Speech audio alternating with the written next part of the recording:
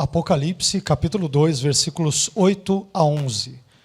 Hoje o tema da nossa mensagem será a carta dirigida à igreja de Esmirna. Amém?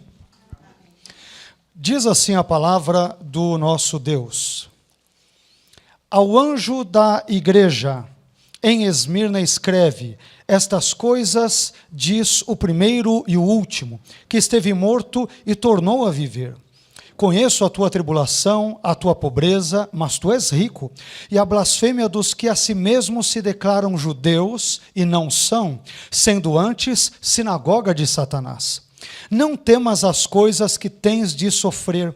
Eis que o diabo está para lançar em prisão alguns dentre vós, para ser dispostos à prova, e tereis tribulação de 10 dias. Sê fiel até a morte, e dar-te-ei a coroa da vida. Quem tem ouvidos, ouça o que o Espírito diz às igrejas. O vencedor de nenhum modo sofrerá o dano da segunda morte. Amém? Vamos orar, vamos agradecer a Deus. Pai, queremos te louvar, queremos te engrandecer pela tua bondade para conosco. Obrigado, Senhor, por esta possibilidade, esta oportunidade que temos de dar continuidade a esta série de estudos, de mensagens sobre cada uma das 7 cartas dirigidas às 7 igrejas do Apocalipse. E hoje, Senhor, nesse momento em que falaremos sobre a igreja de Esmirna, pedimos mais uma vez que o Senhor nos dê graça, nos abençoe, a fim de que discorramos sobre as tuas escrituras e possamos aprender um pouco mais sobre o Senhor e o relacionamento do Senhor com o seu povo, com a sua igreja. Fique conosco, nos oriente e nos instrua, por favor, te pedimos, nos teus caminhos. É o que nós te pedimos, agradecidos em nome de Jesus. Amém? Meus irmãos, Esmirna é a única das 7 cidades que existe até os dias de hoje com o nome moderno de Izmir. Essa cidade ela foi a primeira cidade da Ásia a erguer um templo dedicado ao culto da deusa Roma, a própria cidade de Roma vista ali de uma forma deificada. E com o passar dos anos, Esmirna tornou-se também um centro do culto ao imperador, a César e a todos os demais imperadores romanos que o sucederam. Nesta cidade havia uma grande população judaica que se opôs fortemente aos cristãos. Roma havia dado aos judeus o direito de praticar a sua religião e eles não queriam que esse privilégio maravilhoso que lhes fora concedido fosse retirado. Na década de 80 da nossa era, o judaísmo ele tinha excomungado os cristãos hereges das suas sinagogas e não queria, na verdade, ter nenhuma relação com eles. E décadas depois, nós descobrimos mais precisamente em meados do 2º século, para sermos mais precisos, em 155 depois de Cristo, o famoso bispo cristão da cidade de Esmirna, Policarpo, que por sua vez fora discípulo de João, do apóstolo João, ele foi queimado vivo por se recusar a chamar César de Senhor durante uma grande perseguição que fora provocada justamente, não coincidentemente, pelos judeus. Então este é um pequeno resumo, um pequeno pano de fundo do contexto desta segunda carta dirigida à igreja de Esmirna. Igreja esta que no seu contexto ali, especialmente a população, a cidade de Esmirna tinha um contingente muito grande de judeus, e judeus estes que com o passar do tempo começaram a perseguir os cristãos. E tem uma explicação para isso. Muitos romanos começaram a identificar os cristãos como sendo uma seita judaica. Então, eles achavam que os cristãos, por pertencerem ao judaísmo, eles estavam, ao renegarem o culto ao imperador de Roma e assim por diante, eles estavam sabotando, entre aspas, o contexto todo romano. Só que aí nós começamos a ler uma série de dados importantes, pertinentes, como nós fizemos já no domingo passado. E agora nós queremos, dando continuidade aqui, comentar alguns dos versículos aqui importantes para a nossa compreensão deste texto.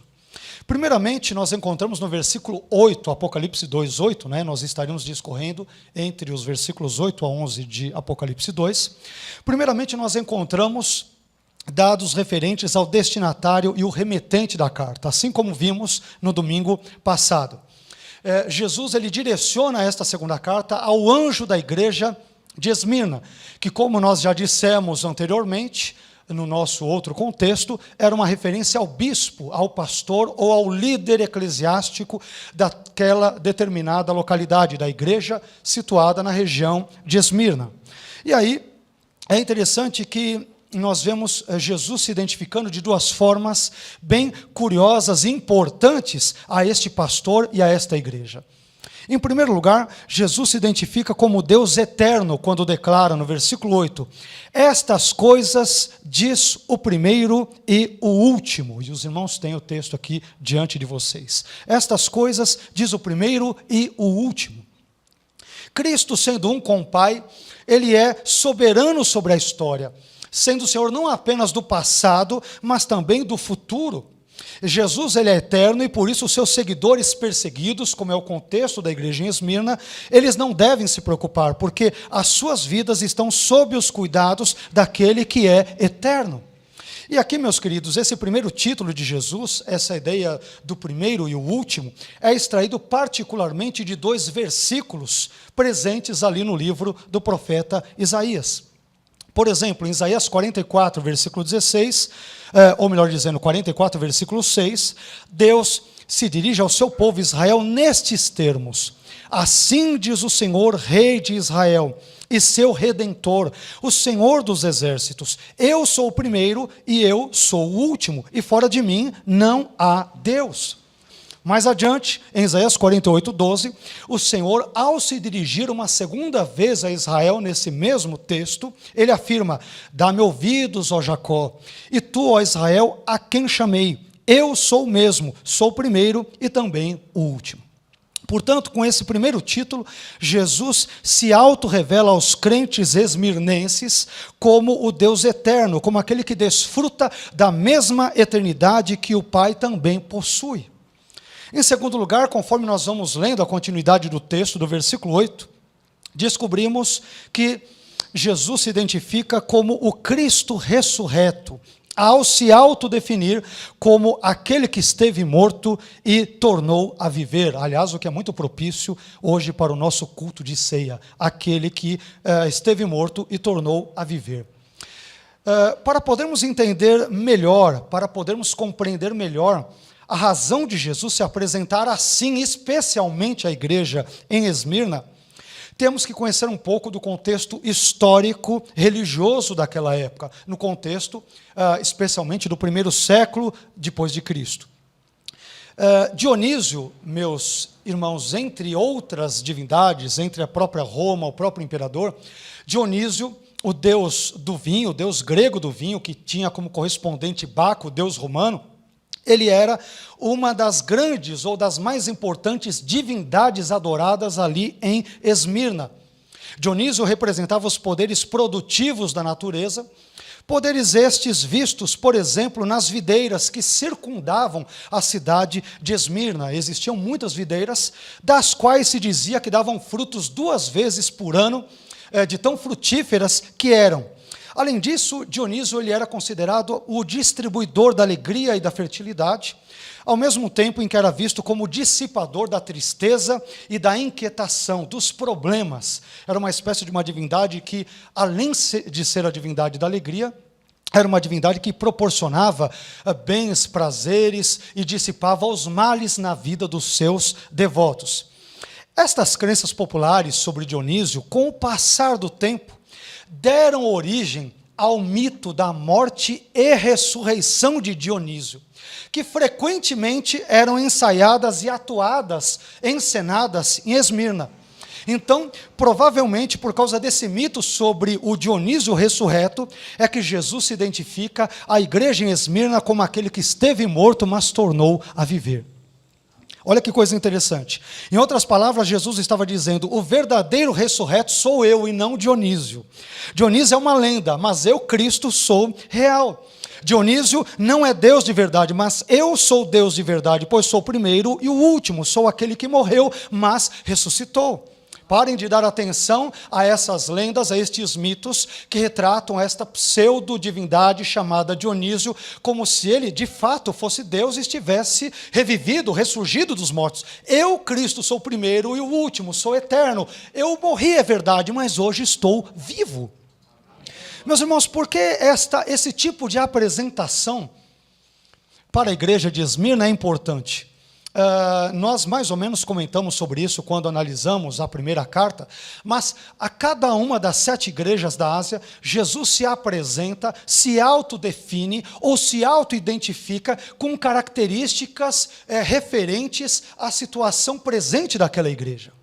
Como Esmirna era uma igreja que estava sendo perseguida e muitos dos crentes esmirnenses estavam a ponto de morrer e, portanto, terem ali um contexto bem adverso na sua vida, Jesus, ao fazer esse tipo de apresentação, lhes proporciona uma esperança.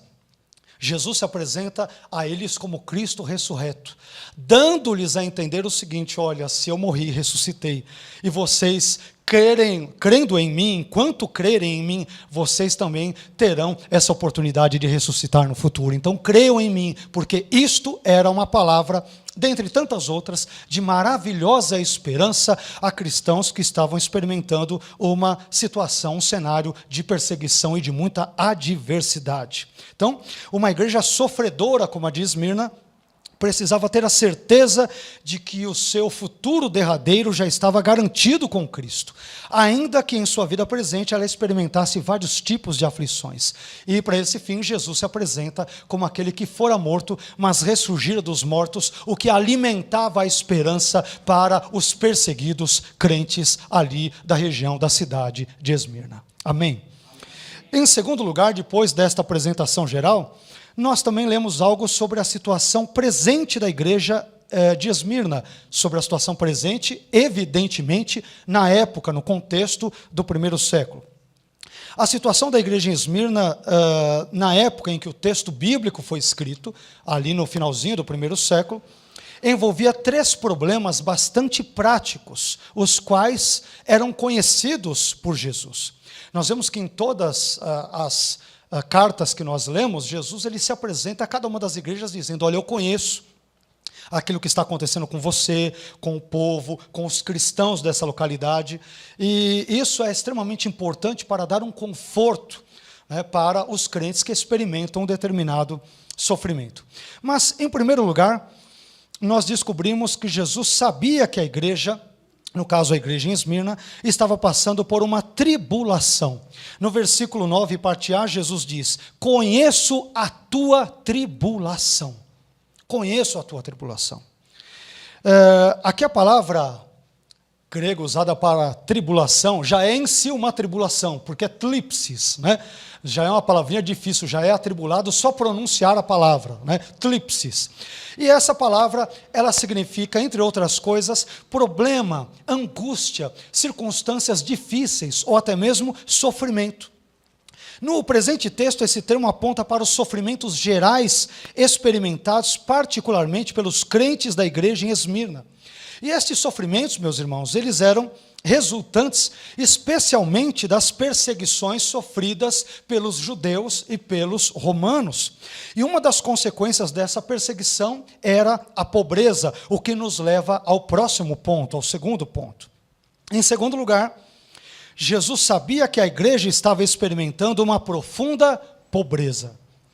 O Senhor declara: conheço a tua pobreza. Mas, entre parênteses, nós encontramos escrito: mas tu és rico. Olha que coisa interessante, versículo 9 de Apocalipse 2, parte B.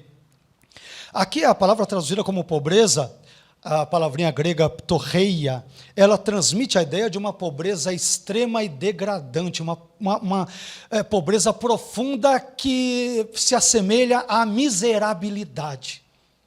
Só que aqui nós não temos uma linguagem simbólica, é uma linguagem literal. Era uma igreja que estava experimentando profundas dificuldades em termos materiais, em termos econômicos. Uma igreja que estava vivendo ali à beira da miserabilidade. E era uma igreja de Cristo. Olha que coisa interessante, né? Eu não sei porquê, mas eu creio que os teólogos da prosperidade deveriam pregar sobre esse texto, né? Uma igreja de Cristo que não recebe nenhuma censura, recebe elogios. Jesus encoraja essa igreja e era uma igreja muito pobre, na verdade miserável, e ela recebe elogios de Cristo. Eu gostaria que os teólogos da prosperidade talvez ouvissem essa mensagem, entrassem em contato com ela, lessem mais esse texto de Apocalipse e talvez revessem alguns dos seus conceitos, né, equivocados acerca desse tipo de teologia. E essa pobreza material, meus irmãos, experimentada pela igreja em Esmirna, ela era decorrente de alguns fatores. Eu listei aqui 3, mas poderíamos identificar vários outros, né? Nós aprendemos aqui, em primeiro lugar, que essa pobreza possivelmente existia em razão dos tumultos.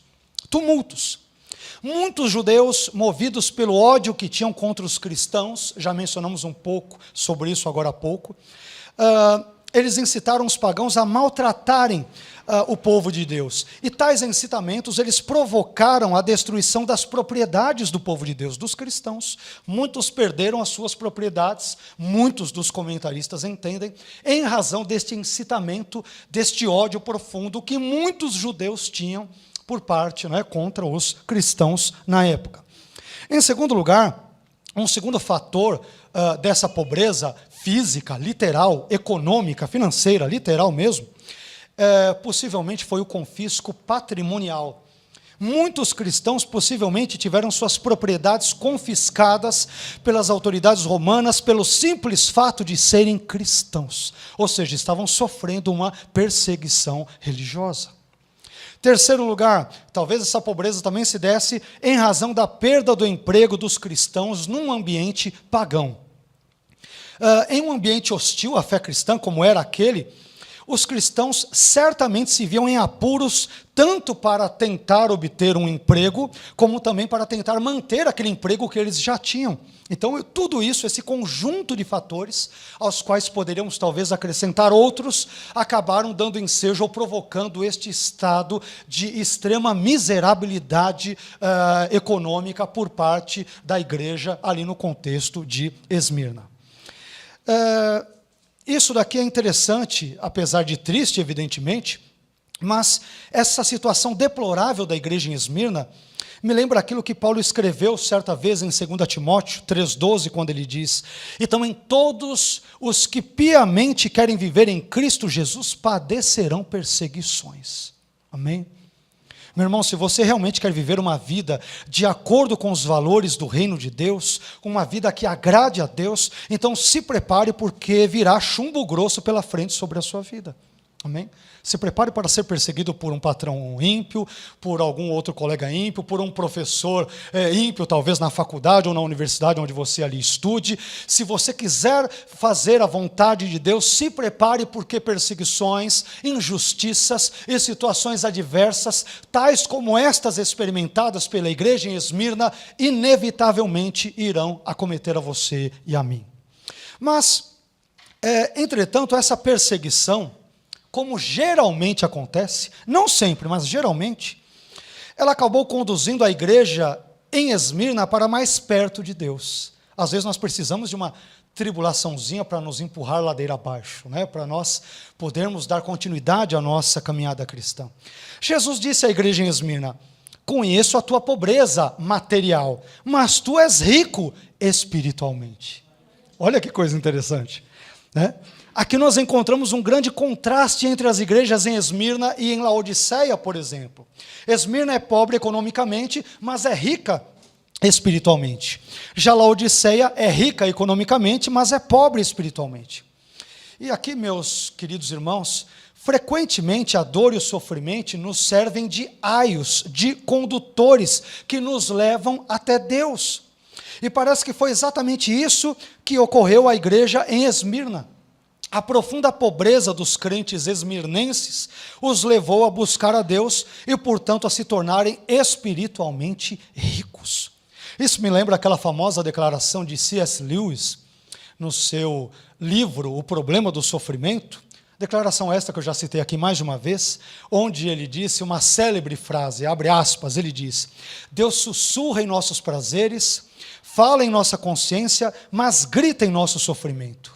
Ele, o sofrimento, é o seu megafone, é o megafone que Deus usa para despertar um mundo surdo à sua voz.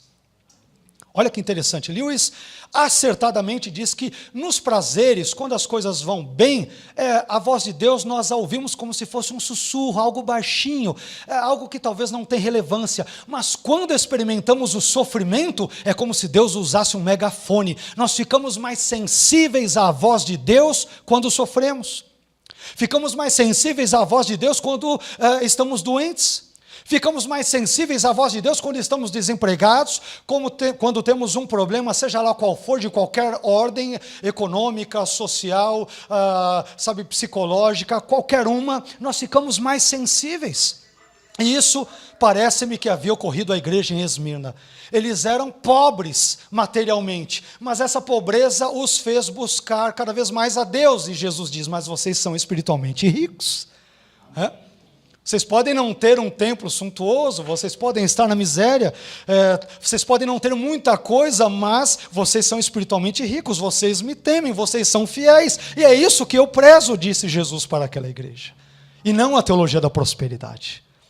Jesus ele não elogia a riqueza material daquela igreja, ele elogia a sua riqueza espiritual.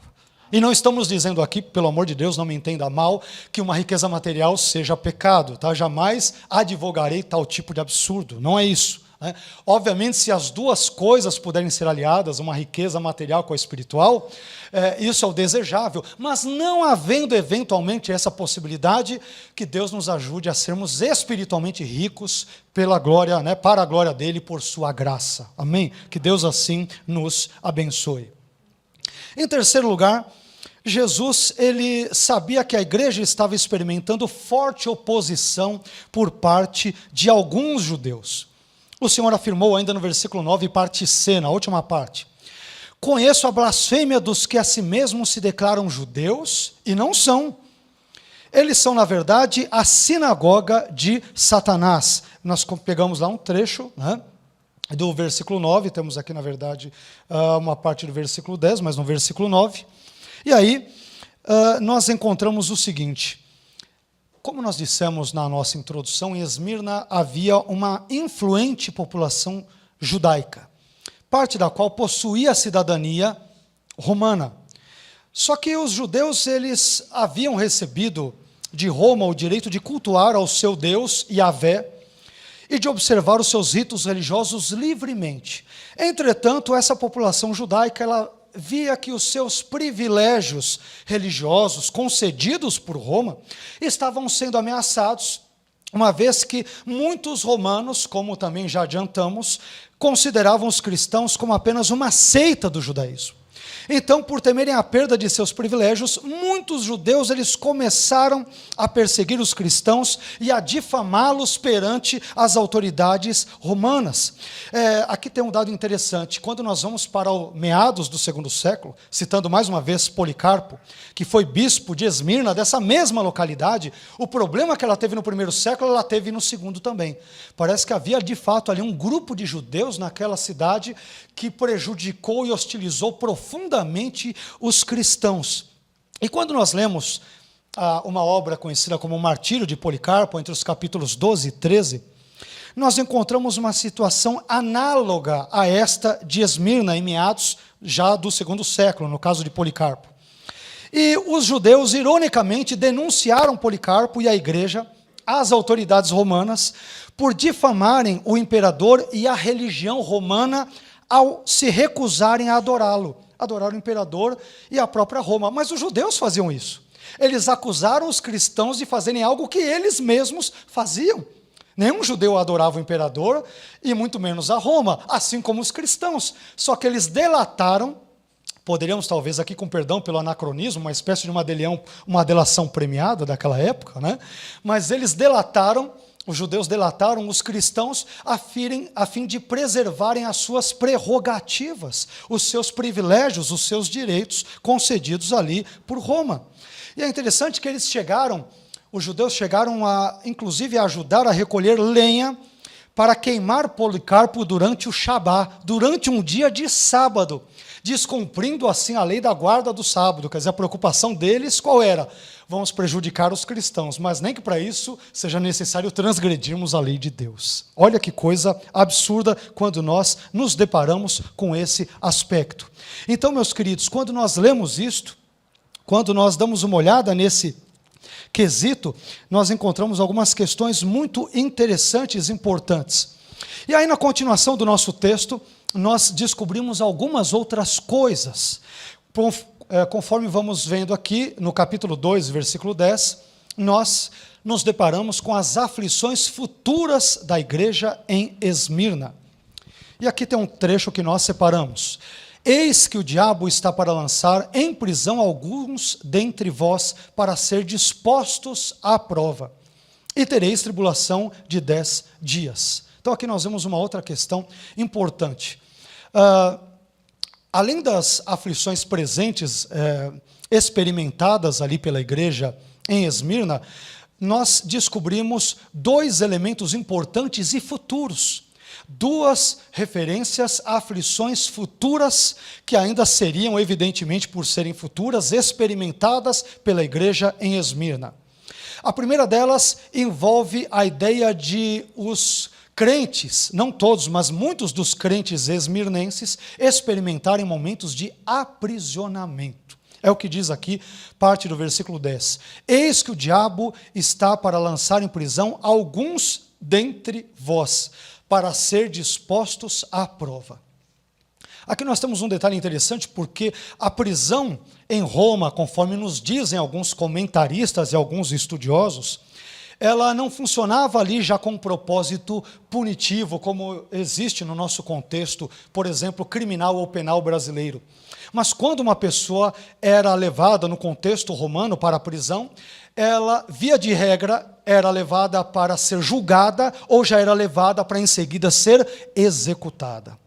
Em razão de todas as provas, de todas as tribulações e perseguições experimentadas pela igreja de Esmirna nesse contexto, somos propensos a pensar que esses dois últimos elementos estejam presentes aqui. Ou seja, Jesus estava advertindo a igreja em Esmirna quanto ao fato de que muitos dos cristãos, dos irmãos ali, daquele contexto do primeiro século, eles teriam que pagar ali a sua fé em Cristo com a sua própria morte, com a sua execução. Então aqui nós temos um outro elemento que é importante nesse quesito. Além disso, nós encontramos uma outra referência na segunda parte que diz: e tereis tribulação de 10 dias. Os estudiosos, de uma forma geral, eles têm dado várias explicações para esta ideia dos 10 dias. Alguns entendem que seja uma referência a um período completo de tempo, outros entendem que diz respeito a um teste de 10 dias, tal como aquele experimentado por Daniel, no capítulo 1, e versículos 11 a 16 do próprio livro de Daniel. Outros entendem que representa uma perseguição intensa, mas sem especificar a quantidade de dias. Outros entendem que esses 10 dias representam 10 eras ou 10 períodos sucessivos de perseguição por 10 imperadores distintos, por exemplo. E outros, estes últimos, dentre os quais eu me encaixo, entendem que esses 10 dias sejam uma referência a um período literal de 10 dias, durante os quais ocorreria uma breve, mas intensa perseguição, a qual se deu um pouco depois dessa carta ter sido escrita.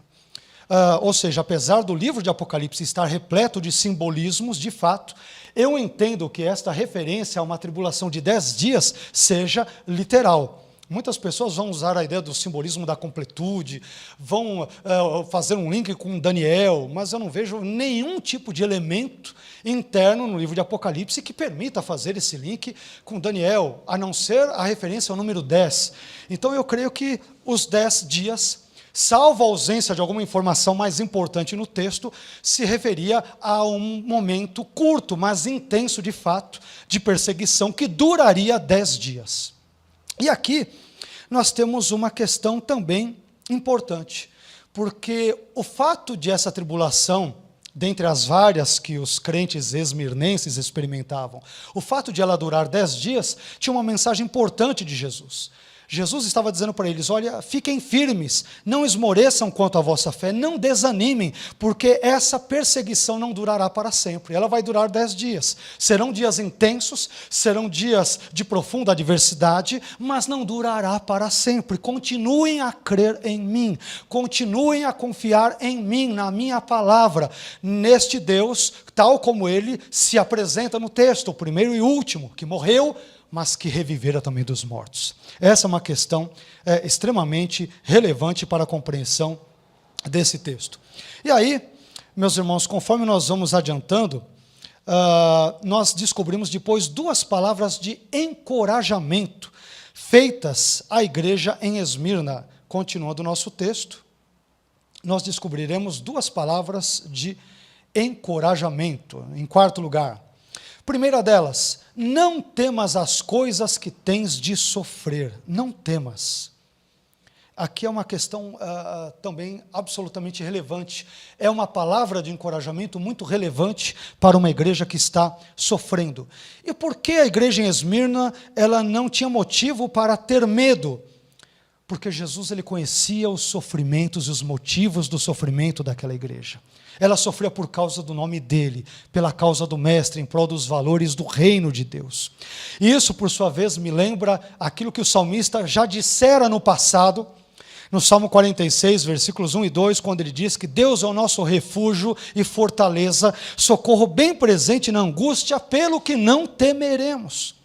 Porque Deus é o nosso socorro, porque Ele é o nosso refúgio, porque Ele se manifesta presente em nossas vidas no momento de dor, não temos, portanto, motivo para temer, porque não estamos sós, não estamos abandonados, não estamos como um barco à deriva no oceano, mas estamos na presença de um Deus que é o primeiro e o último, que morreu e reviveu, ressuscitou, veio dos mortos, e Ele está presente para nos auxiliar durante os momentos de maior tribulação na nossa existência. Amém, meus irmãos?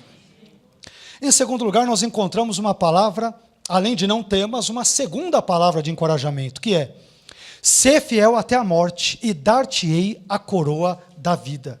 Você vai falar, mas que palavra de encorajamento é essa, né? O sujeito tem que ser fiel até morrer, porque muitos iam pagar com a morte mesmo, pela sua fidelidade. Mas, qual é a palavra de encorajamento? Eu darei para você a coroa da vida.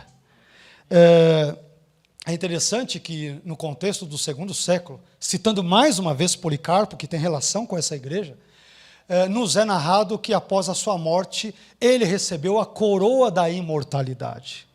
E essa ideia da coroa também, meus irmãos, que aparece aqui no texto, ela não parece-nos, que ela não ocorre aqui de uma forma gratuita, sem dúvida alguma. Nada na Bíblia aparece de forma avulsa, de forma aleatória, sem um propósito. Tudo tem o seu devido propósito.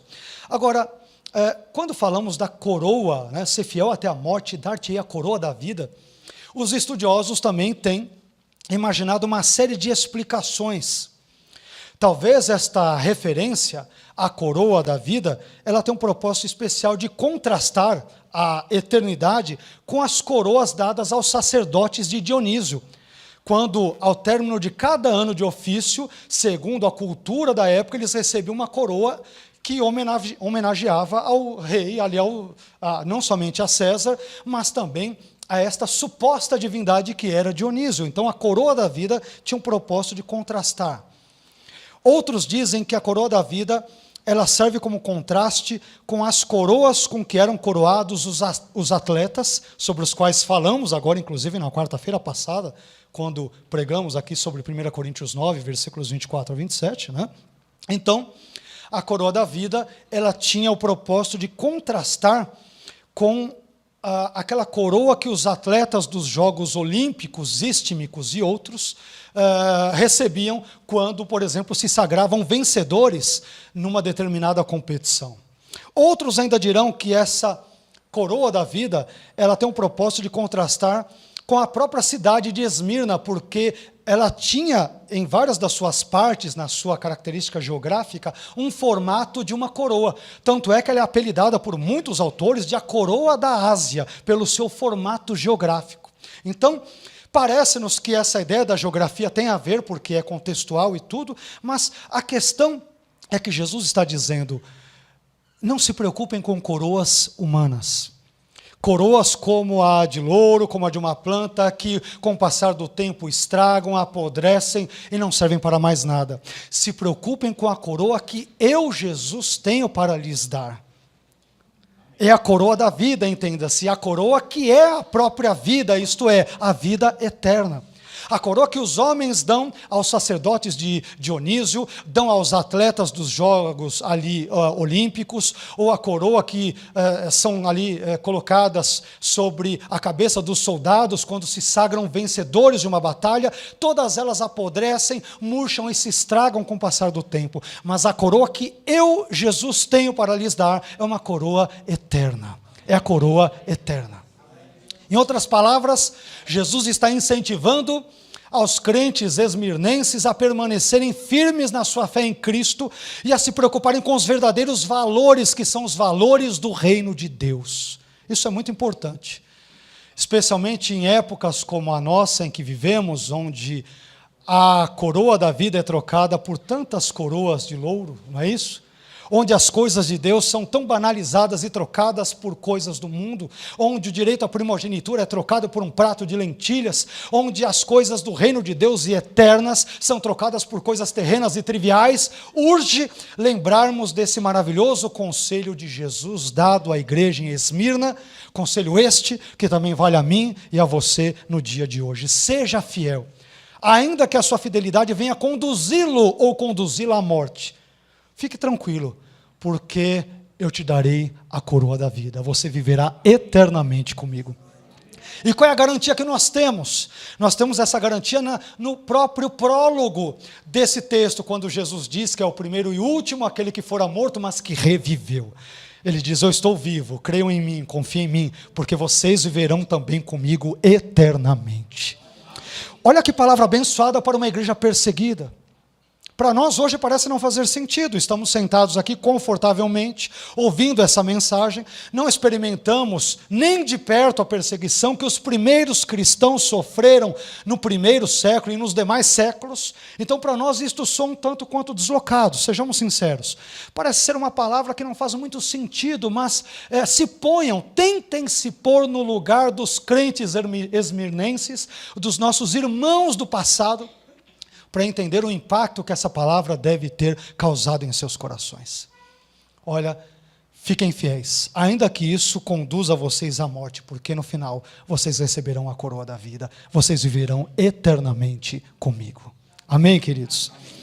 E para nós caminharmos aqui para o final, finalmente nós descobrimos que a carta à igreja em Esmirna, ela termina com uma maravilhosa promessa do Senhor Jesus, feita àquela igreja, e não somente a ela, mas feita a todas as demais igrejas, a saber, a promessa de vida eterna. Promessa esta que agora há pouco já mencionamos no versículo 10. E Jesus diz: quem tem ouvidos, ouça o que o Espírito diz às igrejas. Não era uma promessa só para a igreja em Esmirna, mas para todas as igrejas, inclusive a esta que agora ouve essa mensagem. É uma mensagem maravilhosa, uma promessa maravilhosa para a igreja esmirnense, para mim e para você. E a promessa é: quem tem ouvidos, ouça o que o Espírito diz às igrejas. O vencedor de nenhum modo sofrerá o dano da segunda morte. Que palavra maravilhosa. A primeira morte é a morte do corpo físico, que atinge a todas as pessoas, tanto crentes quanto incrédulos, tanto cristãos quanto ímpios. Já a segunda morte é a morte eterna, aquela eterna separação entre o homem e Deus, conforme descrita, por exemplo, em Apocalipse 20, versículos 6 e 14 e 21:8. Jesus, meus irmãos, ele encerra a sua carta à igreja em Esmirna dizendo: muitos de vocês terão que experimentar a morte física por causa do meu nome. Mas não se preocupem, vocês podem sofrer o dano da primeira morte, mas não sofrerão o dano da segunda morte.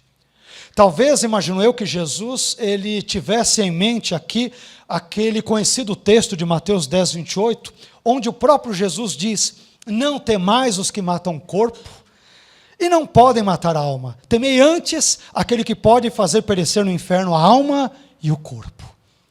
Essa palavra era uma palavra de encorajamento para uma igreja que estava prestes a selar a sua fé com o seu próprio sangue. Estava prestes a morrer por causa da sua fé em Cristo. E Jesus diz para eles: calma, os judeus, os romanos, os legionários, o diabo, seja lá quem for, podem até acabar com vocês na primeira vida, a terrena física, mas a segunda, eles não podem fazer nada. Eu tenho poder para fazer a pessoa perecer eternamente no inferno. Então, em vez de temerem a eles, me temam, porque vocês viverão eternamente comigo.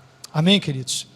Em vista disso tudo que nós aqui brevemente expusemos, podemos concluir que a carta à igreja em Esmirna é uma carta que fala sobre a perseverança na fé em Cristo em meio às tribulações. E além disso, é uma carta que fala sobre a brevidade do sofrimento terreno em face da felicidade eterna que nós podemos conquistar com Cristo e somente em Cristo. Eu creio que a fala do apóstolo Paulo em 2 Coríntios 4,17, ela nos forneça talvez um bom resumo do conteúdo daquilo que nós expusemos sobre Esmirna. Paulo disse ali em 2 Coríntios 4,17 que a nossa leve e momentânea tribulação produz para nós um peso eterno de glória muito excelente. E o mesmo Paulo, escrevendo aos Filipenses, no capítulo 1 e versículo 29, ele diz que, porque a vós vos foi concedido com relação a Cristo, não somente crer nele, confiar nele, mas também padecer por ele. Portanto, que Deus nos dê graça, não somente para vivermos para Cristo, mas também que Ele nos dê graça para sofrermos e morrermos para e por Cristo, se assim o nosso Senhor soberanamente desejar. Amém?